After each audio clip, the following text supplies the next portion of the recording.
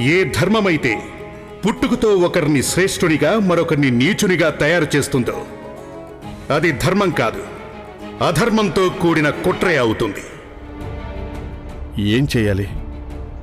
భీమ్కి ఏదైతే చెప్పానో అంబావాడేకరని అదే పేరు జత చేసుకోవాలా?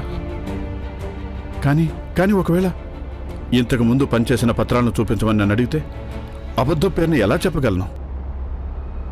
గురూజీ, ఆ పెద్ద జాతి పిల్లలతో కలిసి వీళ్ళు కూడా కూర్చుంటారా? పిల్లలందరూ వీళ్ళని అసహించుకుంటున్నారు. కలిసి ఎలా? కలసి కాదు, విడిగా కూర్చోబెట్టండి వాళ్ళని. వెళ్ళండి.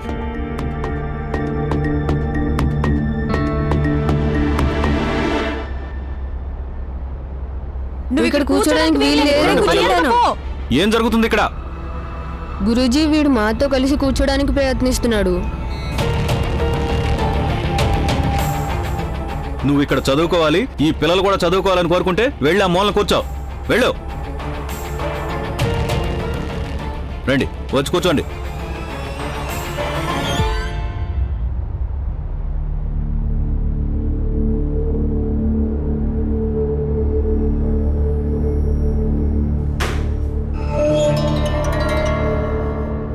నీ తండ్రి మిలిటరీలో పనిచేశాడని నీకు పొగరగా ఉంది కదూ? కంగారు పడకు, మెల్లమెల్లగా నీ పొగరు మొత్తం అణిచేస్తాను నేను. ఆ తర్వాత నువ్వెవరువో నీకే అర్థమవుతుంది. అయితే అందరు నాతో పాటు తరగతి బయట నిలబడి చదువుకోవాలి, లేదంటే నేను కూడా లోపలికి వెళ్ళి చదువుకుంటాను.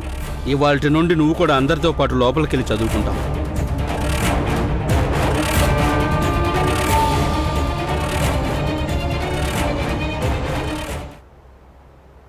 సరే పిల్లలు, ఇది ఎవరు చేస్తారు?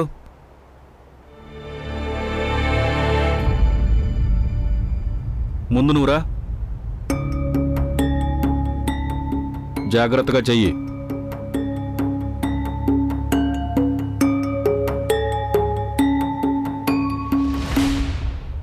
సరిపోయిందా గురుగారు? తప్పది, నువ్వెళ్ళు.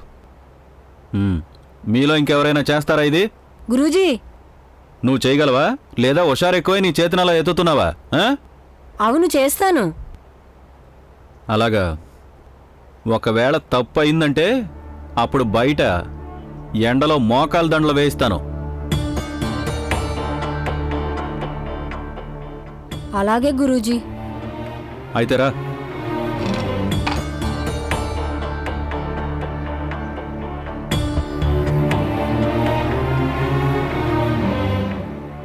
ఏయ్, ఆగు ఆగు, ఇది తీసుకో. చెయ్యి.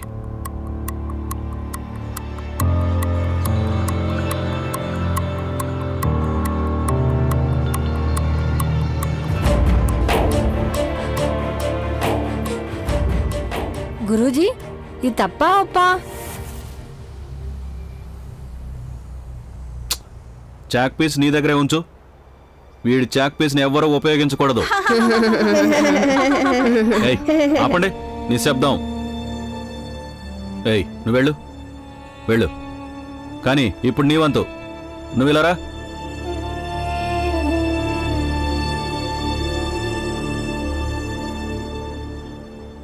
వదిలేయండి గురువుగారు, ఇప్పుడు బోర్డు మీద ఎవరు రాస్తారు?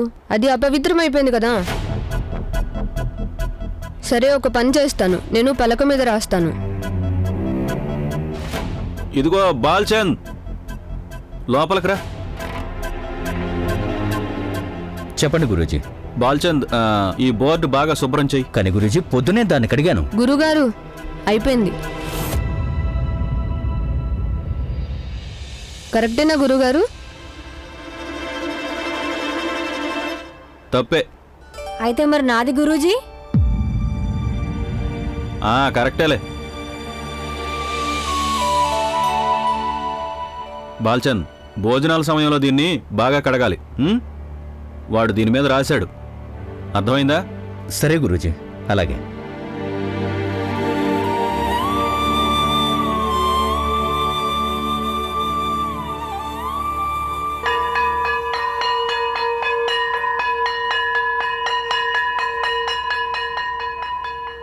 నీ పేరేం చెప్పావు? రామ్జీ సక్పాల్. ఏమిటోళ్ళు మీరు? కానీ షావుకార్ గారు, మీకు కావాల్సింది పని కదా. నాకు కులం కూడా కావాల్సిందే. నువ్వు వాడివే కదూ, నువ్వు ఎదురొస్తే మాలాంటి వాళ్ళ ప్రయాణం పాడైపోతుంది. నీలాంటి వాళ్ళ నీడ కూడా మా లాంటి వాళ్ళ మీద పట్టడానికి ఒప్పుకోము. అలాంటిది నువ్వు నా దుకాణం చూసుకుంటావా? నన్ను మోసం చేద్దామని వచ్చావా? అయినా ఈ నిజం ఎంతవరకు దాచగలవు? జరిగింది చాలు. ఇంకోసారి మళ్ళీ ఈ ప్రాంతంలో కనిపించకు. వెళ్ళు, పో ఇక్కడి నుంచి. పేరు చెప్పనంత వరకు అంతా బాగానే ఉంది కదా. పేరు చెప్పేసరికి పేర్లోనే కులం జోడించి ఉంది. అలాగే కులంతో ధర్మం. ఇక ధర్మం విషయంలో ఎలాంటి వాదన వద్దు. ఒకసారి చెప్పాను కదా, వెళ్ళి ఇక్కడి నుంచి పో, వెళ్ళు.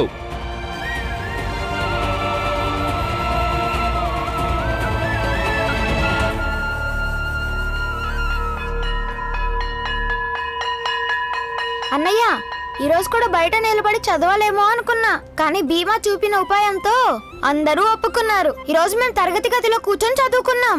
అవును, నన్ను కూడా అందరు అడిగారు. అప్పుడు వాళ్ళకి నేను చెప్పాను భీమ్ నా చిన్న తమ్ముడని, అలాగే చేస్తాడని. మంచిదే, మొత్తానికి తరగతి గదిలోకి వెళ్ళాం. చూడు ఎలా తింటున్నాడు. భీమ్ కారం బాగా తింటాడు కదా, అందుకే బుర్ర అంత చురుగ్గా పనిచేస్తుంది. ఆ నీళ్ళు ఏమైంది?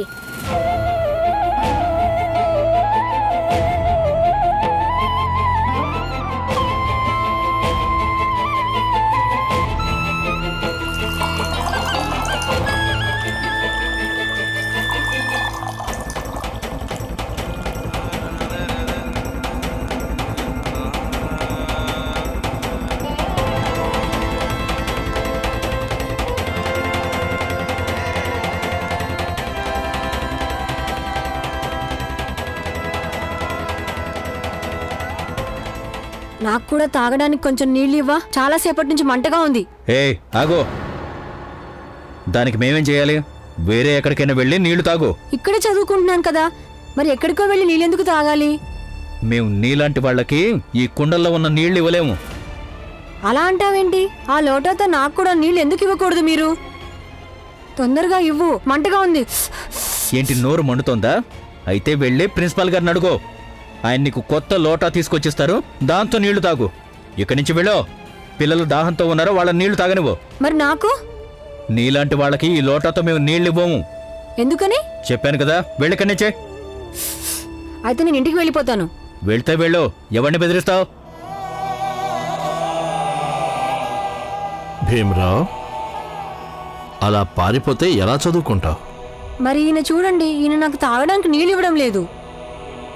ఏం చేస్తున్నావు? పిల్లవాడు దాహంగా ఉందన్నాడు, తాగటానికి నీళ్ళివ్వు. కానీ గురూజీ, ఈ లోటాతో... ఒకసారి చెప్తే అర్థం కాదా నీకు? ఆ పిల్లాడికి మంచినీళ్ళివ్వు.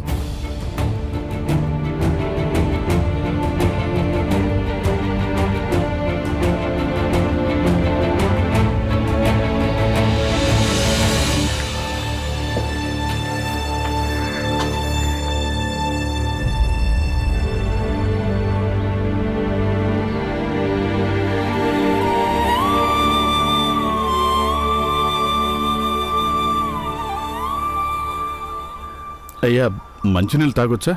తాగు. ధన్యవాదాలు. ఆగు. ఏమిటో నువ్వు?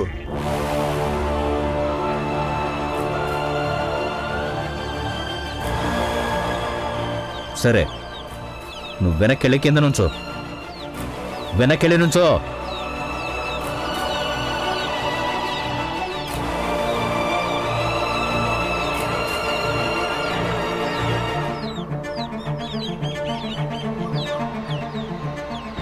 నువ్వేంటో నాకు అర్థమైంది. ఇలా రా, నేను నీళ్ళు పోస్తా.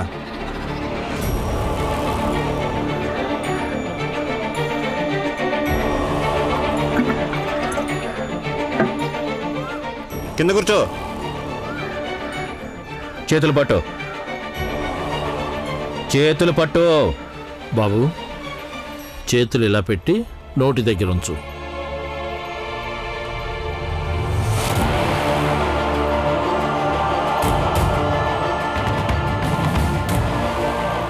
కింద కూర్చో.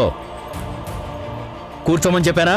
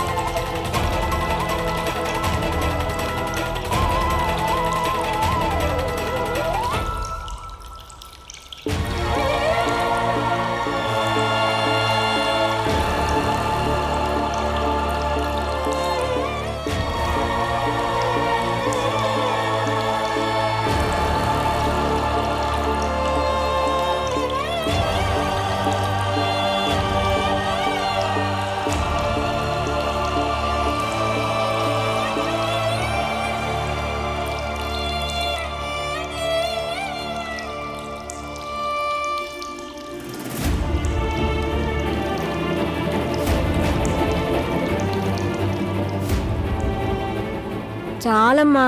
ఒక్క ముద్ద నాన్న, నాన్న పేరు మీద. ఏమైంది? నీళ్లు. అయ్యో ఏమైంది? అలాగే అలాగే. అమ్మా, నీళ్లు. త్వరగా మంచినీళ్ళు ఇవ్వండి. నీళ్లు. అరే. అన్నా నీళ్లు. త్వరగా ఇవ్వండి. నీళ్లు. ఆగు మంచినీళ్ళు తాగు. ఇదిగో ఇదిగో ఇదిగో ఇదిగో నీళ్లు తాగు.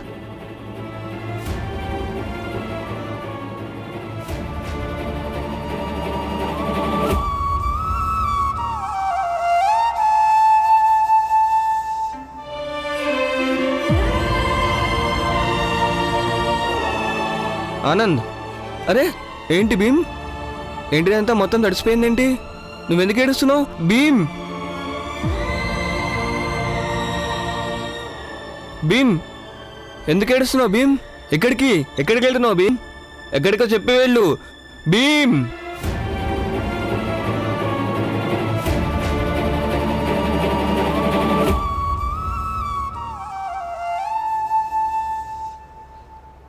అమ్మా, ఎప్పుడు ఇలా ఎందుకు పనిచేస్తుంటావు? ఇందాక నుంచి తలనొప్పిగా ఉందన్నావుగా. బట్టలు కుట్టాల్సిన అవసరం ఏముంది? తర్వాత కుట్టచ్చుగా. అబ్బే లేదు, అంత నొప్పిగా ఏం లేదులే. మన భీమా స్కూల్కి కొత్తగా వెళ్తున్నాడు కదా, వాడికి కొత్త బట్టలు కావాలి కదా. సరే అమ్మా, నాకంతా తెలుసు. నీకేం చెప్పినా వినవు కదా.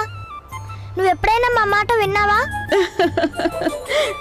అయ్యో ఏం వినలేదు. ఈ పని చాలా అవసరం, అందుకే చేస్తున్నాను. స్కూల్లో అందరూ కొత్త కొత్త బట్టలు వేసుకొని వస్తారు. ఇక నువ్వు వెళ్ళు. నేను బాల ఆనందుల బట్టలు కూడా కుట్టాలి, వెళ్ళు. ఊరుకో అమ్మా, ఏదో ఒక సాకు చెప్పి పని చేస్తూనే ఉంటావు. నీకు విశ్రాంతి తీసుకోవడమే చేత కాదు. ఏ తులసి, ఏం చదువుతున్నావు? చూపించు. నేను చదవట్లేదా అక్క, ఆలోచిస్తున్నాను. నువ్వు చెప్పు. భీమ్ని రోజు గదిలోకి రానిచ్చుంటారా, లేకపోతే బయట చదువుకుని ఉంటాడా? ఒక్క రోజులో ఏమంత అద్భుతం జరుగుతుంది? అంత తేలిక కాదు. బయట ఉండే చదువుతూ ఉంటారు. అత్తయ్య, మీరు ఏమనుకుంటున్నారో చెప్పండి. ఏంటమ్మా? భీమ్ వాళ్ళు తరగతి గదిలోకి వెళ్ళుంటారా లేదా? భీమా లోపలికి వెళ్తానని చెప్పాడు అంటే వెళ్ళే తీరుతాడు. అదే గనుక జరుగుంటే మనందరికి నాన్నగారు మిఠాయి తీసుకొచ్చివలసిందే. మిఠాయి కోసం ఇప్పటి నుంచి ఎదురు చూస్తుంటాను. అలాగే అలాగే. నాన్న మిఠాయిలు తెచ్చినప్పుడు అలాగే తిందు గాని. ముందే చూడండి, అలాగే చెప్పండి. భీమా ఇది వేసుకుంటే ఎలా ఉంటాడు? అరే వదినమ్మా, ఎంత బాగా కుట్టావు నువ్వు. అది వేసుకున్నాడంటే మన భీమ్ రాజకుమారుల్లా ఉంటాడు. అమ్మా, నేను అసలు రాజకుమారుణ్ణే కాదు.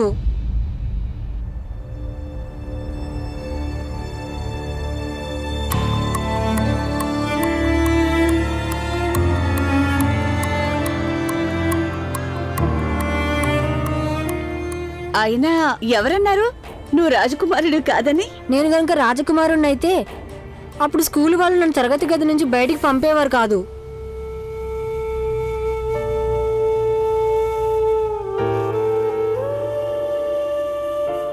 అలాగే తరగతి గదిలోకి వెళ్తే గురువుగారు ఏమన్నారంటే నీ సంచి తీసుకొని నువ్వు అందరికీ దూరంగా కూర్చోమని చెప్పారు. అందరితో పాటు తాగడానికి సరిగ్గా నాకు నీళ్లు కూడా ఇవ్వట్లేదు. వాళ్ళు ఏమంటున్నారంటే 2 చేతులు కిందకు దించు అని.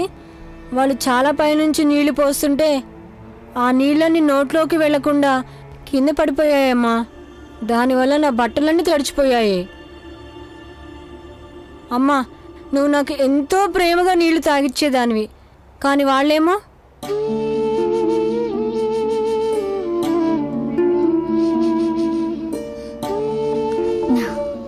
భీంబాబు, వాళ్ళు నిన్న తరగతి లోపల కూడా రానివ్వలేదు కదా.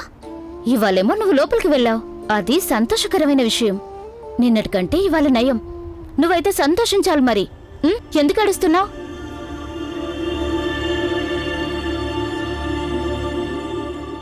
భీమా, చూడు, నాకైతే అత్త చెప్పింది సరైంది అనిపిస్తుంది. ఇవాళేమో నిన్ను లోపలికి రానిచ్చారు అంటే రేపు ఇంకా బాగుంటుంది. అవునా? ఏడవకూడదు నాన్నా. సరే, నాకైతే ఒక విషయం చెప్పు. నువ్వు తరగతి గదిలోకి ఎలా వెళ్ళావు చెప్పు. నేనేం చెప్పను. అలాగే నేను నా స్కూల్లో ఏమి చదువుకోను. అలా ఎలా చదువుకుంటారు? ఒకరినేమో తిట్టి వెనక కూర్చోబెట్టడం, ఒకరినేమో ముందు కూర్చోబెట్టడం. నేను ఆ స్కూల్లో ఏమి చదువుకోను. రేపటి నుంచి స్కూల్కి వెళ్ళను.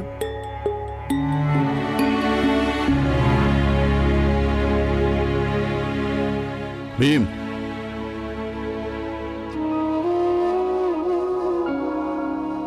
నాన్న, స్కూల్లో నుంచి నా పేరు తీయించాయి. నేను స్కూల్కి అసలు వెళ్ళను.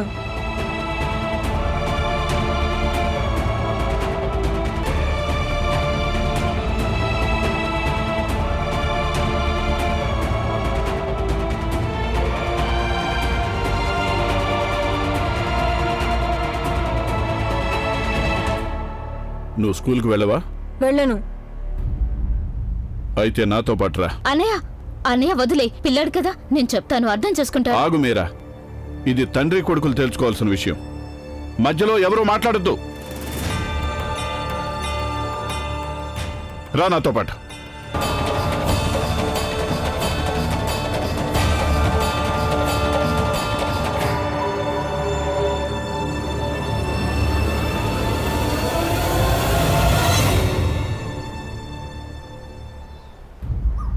ఏమైంది సుబేదార్ గారు? పిల్లాడేమైనా దొంగతనం చేశాడా ఏంటి? అంత కోపంగా రెక్క పట్టుకుని ఈడ్చుకుని వెళ్తున్నారు. ఇలా జరిగి తీరాల్సిందే మంగేష్. ఈడు కొడుకు కాకపోతే ఇంకెవడు కొడుకు దొంగతనం చేస్తాడు? నువ్వు చెప్పింది నిజమేనా? అతని కొడుకు ఖచ్చితంగా ఏదో తప్పు చేసి ఉంటాడు.